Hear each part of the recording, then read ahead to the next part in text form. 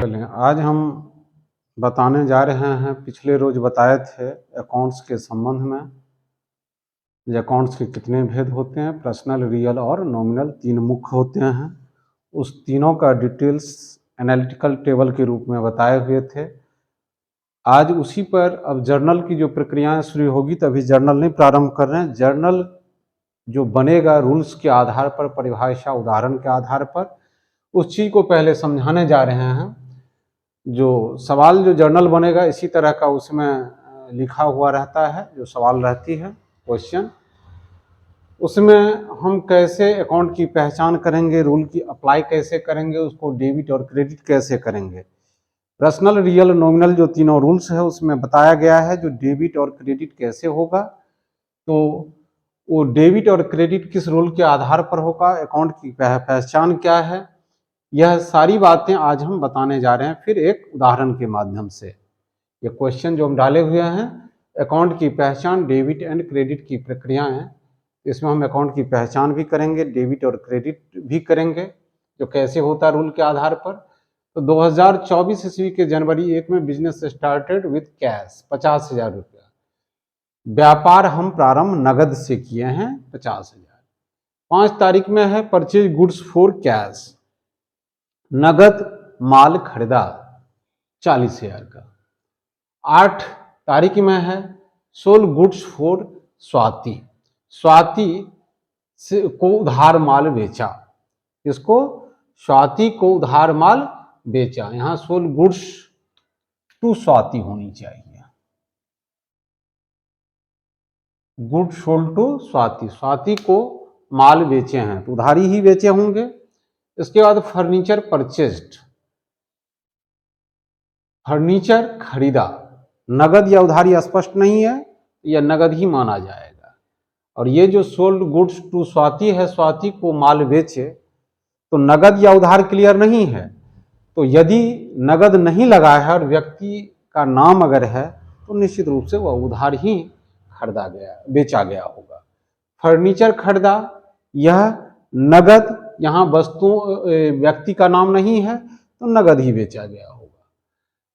फिर इसको हम डिटेल बताएंगे, जो किस तरह हम इसका अकाउंट की पहचान करेंगे और किस तरह डेबिट और क्रेडिट करेंगे। सैलरी पेड, मतलब सैलरी पेड जो हम किसी से काम करवाते हैं तो उसको अगर मासिक हम भुगतान करते हैं तो वह सैलरी मतलब वेतन होता है, वेतन भुगतान किए हैं, चुकाया। इसके बाद 20 तारीख में है cash received from Swati, Swati से नगद पाया, कितना, तो 20,000 रुपया। ये जो स्वाति को हम उधार माल बेचे थे 30,000 का, उसी में से 20,000 का नगद प्राप्त किए हैं। 25 तारीख में है कैश डिपॉजिटेड इनटू बैंक, ये जो माल क्रय विक्रय हम किए हैं तो उसमें कुछ रुपया हम बैंक में भी जमा किए हैं, तो बैंक में नगद जमा किए, कितना, 10,000। रेंट रिसिव्ड 5,000, कोई मकान हम किराए पे दिए हैं जिससे हम क्या किए, किराए प्राप्त किए हैं 5,000। तो यही एक उदाहरण हम दिए हैं सैंपल रूप में, और इसी पर हम अकाउंट की पहचान और डेबिट और क्रेडिट का रूल अप्लाई कैसे करेंगे यह हम बताने जा रहे हैं। इसे नोट करना चाहे तो नोट कर लें। उदाहरण जो अभी दिए थे उस उदाहरण के आधार पर अभी हम ये पहचान करने जा रहे हैं। पहला डेट में था जनवरी 2024 में, बिजनेस स्टार्टेड विथ कैश, नगद से व्यापार प्रारंभ किया।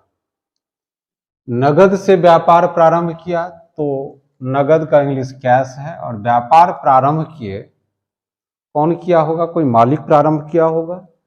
तो नगद से प्रारंभ किए कैश हमारा कौन सा अकाउंट हो जाएगा, तो रियल अकाउंट हो जाएगा।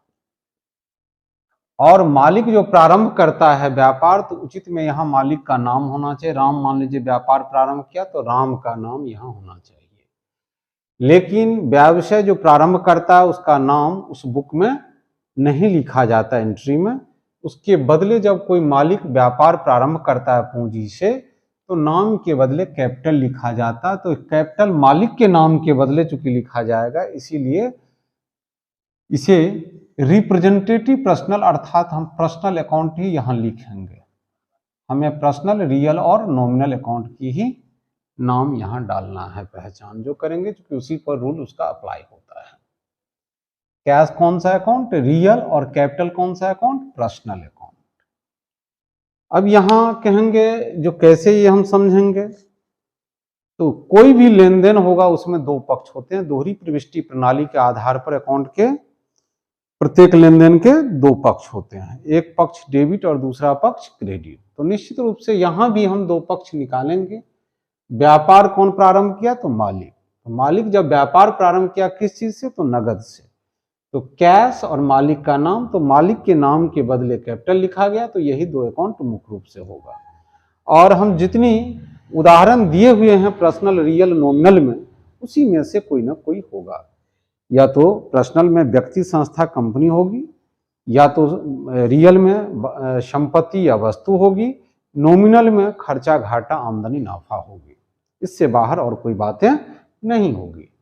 तो कैश कौन सा अकाउंट, संपत्ति है इसलिए रियल हो गया। और कैपिटल कौन सा अकाउंट, तो व्यक्ति के नाम के बदले है।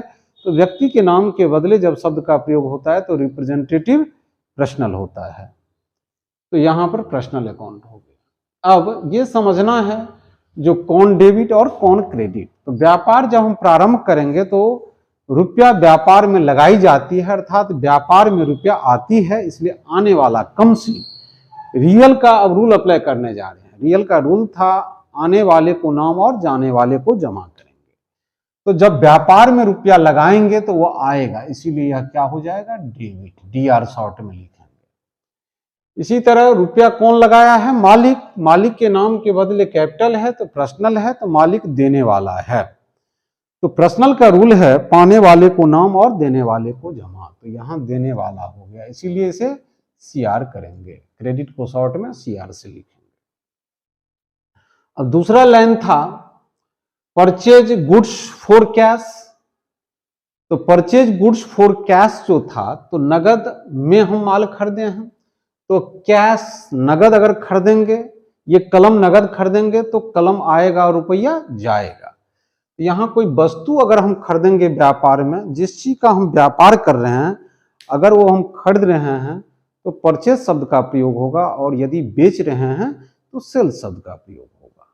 तो यहाँ माल खरीदे, माल बेचे, या वस्तु खरीदे, वस्तु बेचे, उसी का हम धंधा कर रहे हैं, व्यवसाय कर रहे हैं, तो उसको हम जब खरीदेंगे तो परचेज शब्द का प्रयोग करेंगे, और जब बेचेंगे तो सेल शब्द का प्रयोग।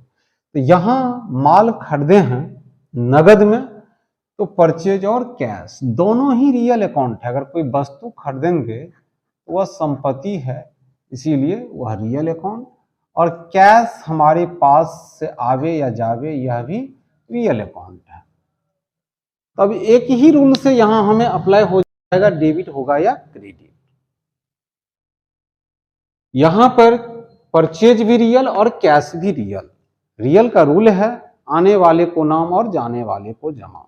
ये कलम अगर हम खरीदेंगे तो यह आएगा और रुपया जाएगा। इसी तरह वस्तु अगर हम खरीदें, माल खरीदें व्यवसाय में, तो माल आएगा तो वह डीआर लिखा जाएगा, और रुपया जाएगा तो यह सीआर हो जाएगा। यहाँ पर हम कैंड्स ऑफ अकाउंट माने अकाउंट का भेद लिख रहे हैं, पहचान जो पर्सनल है, रियल है, नॉमिनल, और इसमें डेबिट या क्रेडिट लिख रहे हैं। नेक्स्ट है स्वाति को माल बेचा,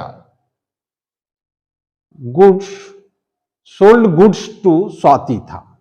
स्वाति को माल बेचा, उधार या नगद क्लियर नहीं है तो उधार बेचे होंगे, क्योंकि जब ये व्यक्ति का नाम है और नगद उधार का जिक्र नहीं है, उधार बेचेंगे। किसको बेचे, तो स्वाति। तो स्वाति एक पर्सन पकड़ लिए, स्वाति व्यक्ति है तो वह पर्सनल अकाउंट हो गई। कौन सा अकाउंट, पर्सनल। और सेल्स वस्तु है, माल बेच खरीदे हैं तो परचेज, और बेचेंगे तो सेल्स। रियल अकाउंट परचेज है, इसीलिए सेल्स भी रियल अकाउंट ही हो जाएगा। दो पहचान इसमें से हम निकाले, दो आइटम, उस आइटम को पहचाने जो पर्सनल, रियल, नॉमिनल है, और वह डेबिट होगा या क्रेडिट, उसका रूल अप्लाई कर रहे हैं। तो पहले तो अकाउंट पहचाने, दो आइटम निकाले हैं, जो क्या उस लाइन से निकलेगा, तो स्वाति को माल बेचे, तो एक स्वाति और एक माल माने वस्तु उसके बेचे हैं तो सेल्स लिखा जाएगा। स्वाति पर्सनल है, स्वाति को माल बेचे तो ये पाने वाला या देने वाला, तो पाने वाला है, इसीलिए यह डेबिट हो जाएगा। और सेल्स वस्तु हो गया, यह रियल अकाउंट है, रियल का रूल अप्लाई करेंगे। जब हम माल बेचेंगे, ये कलम अगर बेच देंगे तो यह कलम जाएगा। इसी तरह माल जा रहा है, इसलिए सीआर करेंगे। यह रियल का रूल अप्लाई कर रहे हैं, आने वाले को नाम और जाने वाले को जमा। तो वस्तु जब हम बेचेंगे तो वस्तु जा रहा है, इसीलिए यह सीआर हो जाएगा। अगला लाइन था फर्नीचर परचेज्ड। फर्नीचर परचेज्ड माने फर्नीचर खरीदा, नगद या उधार, तो इसमें व्यक्ति का नाम नहीं है, तो नगद ही बेचा जाएगा, ऐसा माना जाएगा। तो फर्नीचर मेरा संपत्ति है, यह रियल अकाउंट हो जाएगा। और कैश भी रियल ही है, यह भी संपत्ति ही है। अब यहां दोनों रियल ही है तो एक ही रूल से काम चल जाएगा। फर्नीचर खरीदे, ये कलम जैसे खरीदे तो कलम आया, रुपया गया, उसी तरह फर्नीचर बेंच, डेस्क, टेबल, कुर्सी, जो कुछ भी फर्नीचर का है, लकड़ी का या लोहे का बना हुआ सामान, उसे हम फर्नीचर कहते हैं। और वो फर्नीचर अगर हम खरीदे हैं तो फर्नीचर खरीदे तो कहेंगे यहाँ पर परचेज क्यों नहीं लिखा जाएगा?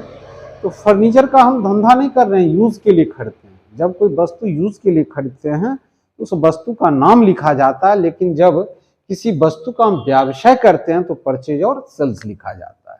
तो यहाँ फर्नीचर खरीदे, उस लाइन में क्लियर लिखा है, नहीं तो माल बेचा, माल खरीदा रहता लिखा तो मतलब उस चीज का हम धंधा कर रहे हैं। लेकिन जब किसी वस्तु का नाम क्लियर लिखा है तो धंधा उस चीज का व्यवसाय हम नहीं कर रहे हैं, वहां हम क्या कर रहे हैं, उस चीज को हम खरीदे हैं उपयोग करने के लिए।